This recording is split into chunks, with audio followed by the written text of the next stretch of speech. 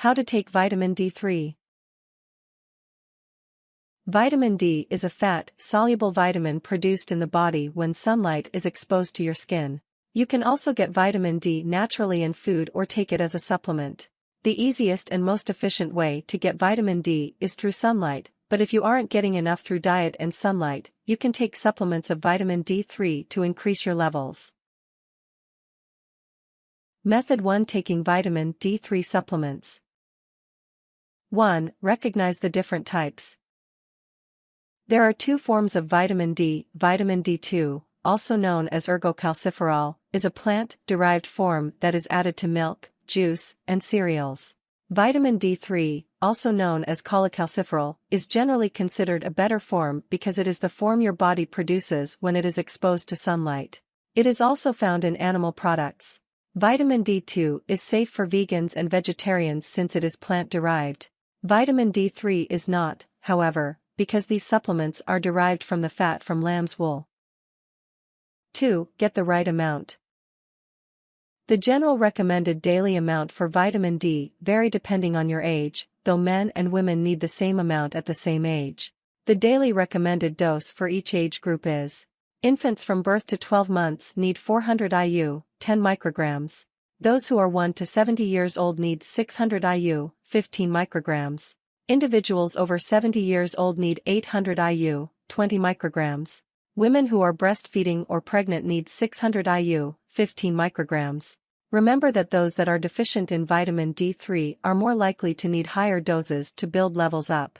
Once they are consistently having good D3 blood readings, they may be able to switch to a lower maintenance dose. 3. Learn the correct dosage. Although your body needs a certain amount of vitamin D each day, you should take more than that as a supplement. This is because your body will not absorb all of the vitamin D from the supplement each time you take it, so you should have a dose larger than the amount you need each day.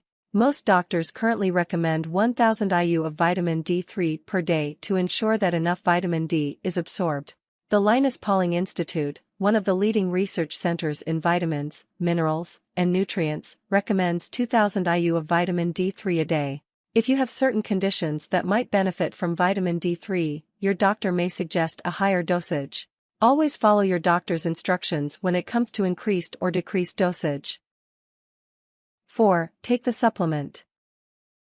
You can buy pure vitamin D3 supplements as well as multivitamins with vitamin D3 in them. However, these multivitamins generally have low levels, so you may be better off taking it as a separate supplement. Most supplement capsules are 1000 IU each, but some can be as low as 400 IU. Pay attention to the kind you get. Take 1 to 3 daily, depending on the dosage per capsule. It is recommended that you take your vitamin D3 with a meal. 5. Get your levels tested. Once you have been taking vitamin D for a while, you should have your serum levels tested.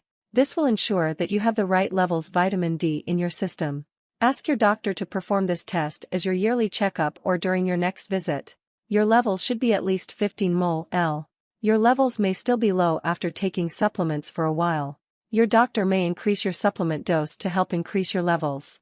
He or she may also check for issues that might be blocking your absorption of vitamin D3. This testing should occur at least once a year. Method 2: Understanding vitamin D. 1. Learn how it works.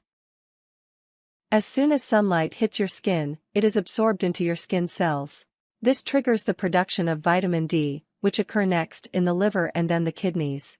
Once it is in your body, vitamin D helps promote calcium absorption, helps with the remodeling and growth of bones, is involved with making your immune system function properly, and helps with cell regulation and cell growth.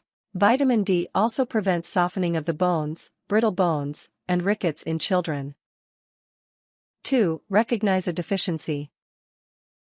So many people assume they are not deficient, but in fact many of us are deficient. There are groups of people who are particularly at risk for vitamin D deficiency, though it is something everyone should be aware of.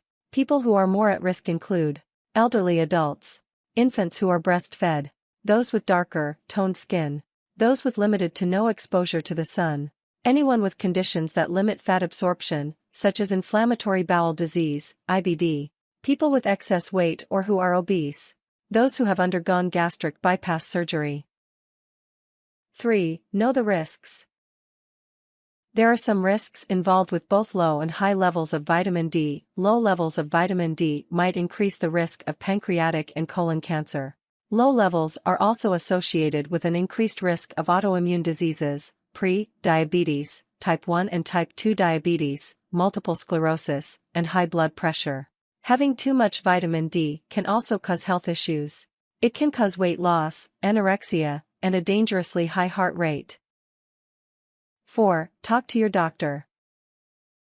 There are a number of medications, such as Cerebix and Luminol, that can decrease your vitamin D levels. If you are taking these, ask your doctor if you need to take supplements to increase your levels. Some medications decrease the absorption of the vitamin D in your body, which include Questran, Xenical, and Colestid. Ask your doctor about possible interactions with these medications. As a general rule, make sure you wait at least 2 hours after you take these medicines to take your vitamin D supplements.